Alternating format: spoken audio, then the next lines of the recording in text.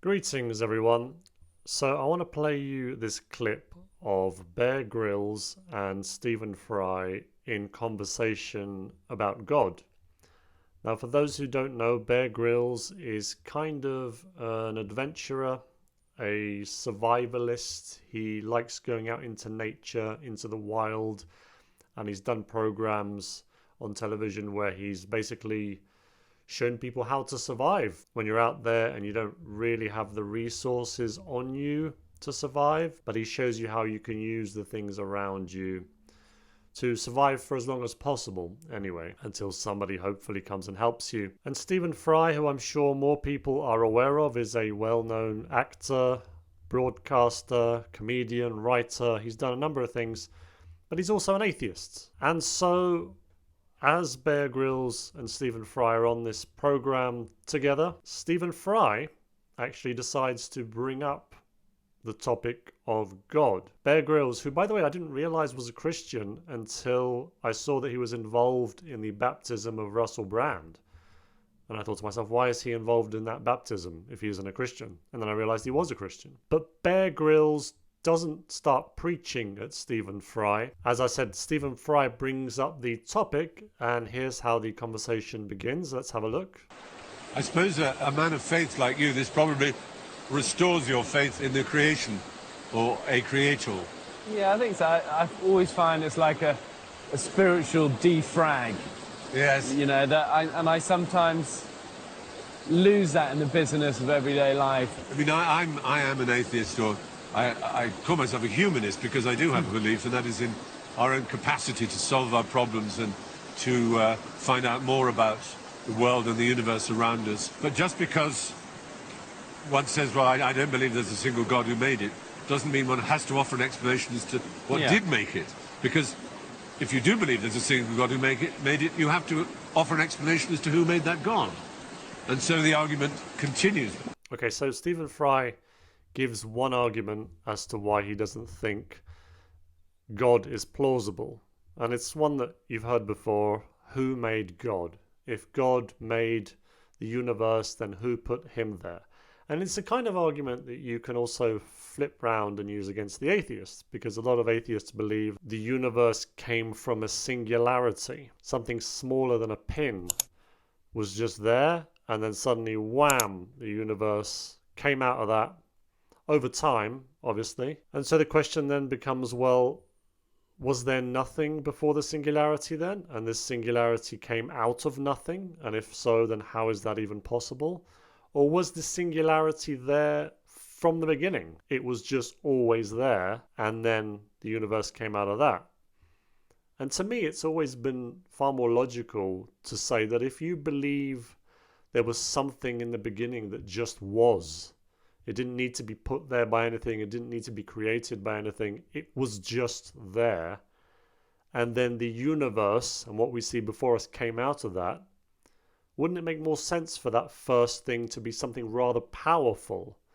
A lot of people call that God, something very powerful, very intelligent that was able to then create the universe, rather than just a random little thing that for some reason had all this stuff inside it that was the substance for then creating the universe and stars and planets, etc. You know, I went to school and, you know, religion was presented in a way where it was all very cold and impersonal and judgmental. And it's taken me an awful long time in mountains like this to realise actually, for me, my Christian faith is much more intimate and stumbling and awkward and personal. And I still somehow feel that in this difficult life, we're loved. So from what Bear Grylls is saying there, he's perhaps not a very dogmatic Christian who follows the teaching strictly. He says it's more of a personal thing to him. A lot of people, when they say that, it means they don't necessarily follow some of the teachings they'll get either from the church or from scripture. They just sort of pray and do it their own way, I suppose. It's actually been the greatest strength in my life, you know. But I'm all for that. I get very embarrassed and ashamed of my fellow atheists who are mocking of people who have faith. To me, an individually devout, pious person is a very beautiful thing, coming into a church, putting in flowers to remember your family and your ancestors. And there it is. There's the point where Stephen Fry basically says that he is embarrassed and ashamed of his fellow atheists who feel the need to mock religious people and mock their belief in God. I actually think sometimes that Stephen Fry is more of an agnostic who chooses to live his life as though there is no God. You know how Jordan Peterson could be described as an agnostic, but he has said before that he lives life as if there is a God. I feel like Stephen Fry is agnostic but lives his life as if there is no God. The reason I think this is because when he talks about the God he doesn't believe in, he is very emotional about it. He gets very upset and he lists off the things that are horrible in the world, the terrible, evil things, the suffering, and essentially suggests how could a God permit this? And you'd think that if he didn't have any faith in a God, he wouldn't lambast God for the things that he should be doing better. He would simply say, well, some of the suffering that exists is very sad, but who can you blame for that? That's just the way the universe is. But no, he actually gets quite angry at the God he doesn't believe in. So I do wonder if he's more of an agnostic who's simply rejected God. Of course, he refers to himself as an atheist, and he would deny what I'm saying, but that's the feeling that I get. While we're on the subject of atheism, though, because I know that whenever I make a video where I mention atheism in one way or another, I do suddenly see my comments fill up with atheists. I have a question to these atheists who go into my comments and start arguing about atheism.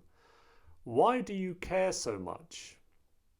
Why do you look for videos where someone critiques atheism and then feel the need to go into the comments and talk about how they're wrong? Or sometimes you'll find videos where somebody doesn't critique atheism. They'll just be talking about God, and you'll still feel the need to mock it and talk about how preposterous it is and talk about how you can't believe how people in this day and age still believe that stuff. Why does it bother you so much? Sometimes I get the feelings atheists will type in God or atheism into YouTube and then just find videos where they can go into the comments and attack people who believe. I look at it like this. I don't believe in aliens. I don't believe there are aliens in flying saucers monitoring Earth.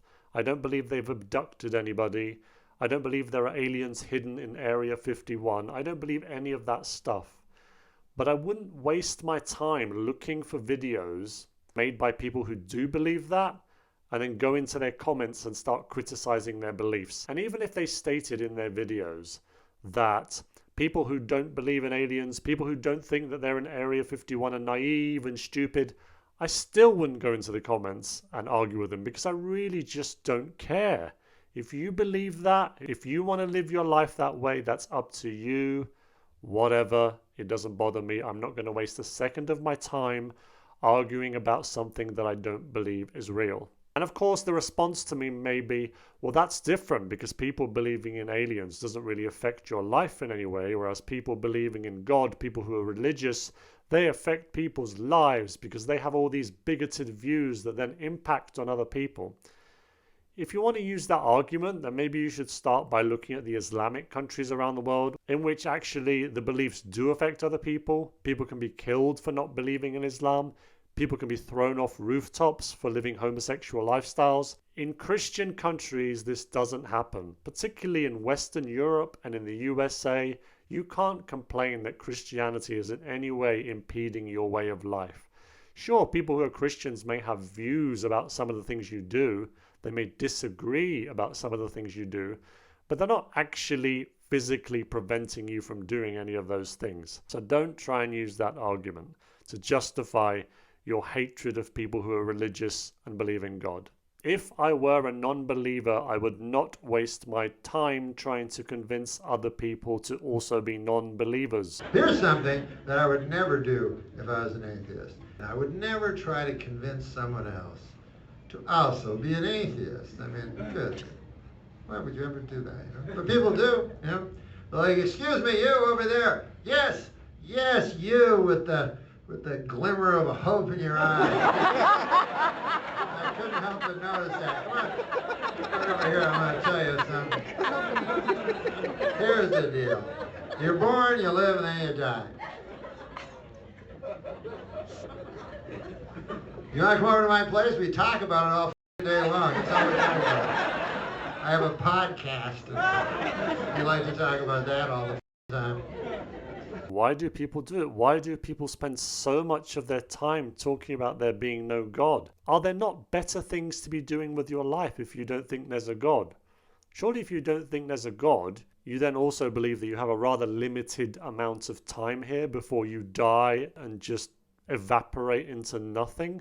Maybe you should be doing things in your life that are enjoyable, things that you like to do, rather than constantly reiterating that this belief, this hope that people have that there is a God and that there is an afterlife is complete and utter nonsense. Enjoy your life. Don't worry about that. There are lots of people who believe in all kinds of unusual things and all kinds of strange conspiracy theories that I don't waste my time talking about. I'm not looking at what they're doing and thinking, ugh, how can they do that? They're wasting their time. It's such nonsense. I really just don't care.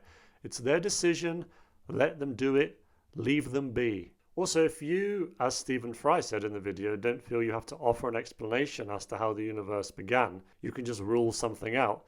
Maybe have a bit more humility, since you feel there's so much we don't know, and since you feel we don't really know how the universe began, it isn't that wise and intelligent to say, well, it obviously wasn't this. Folks, let me know what you think in the comments section. I'm sure there'll be a lot of comments from atheists as well as believers. Thank you very much for watching the video. Have a blessed day.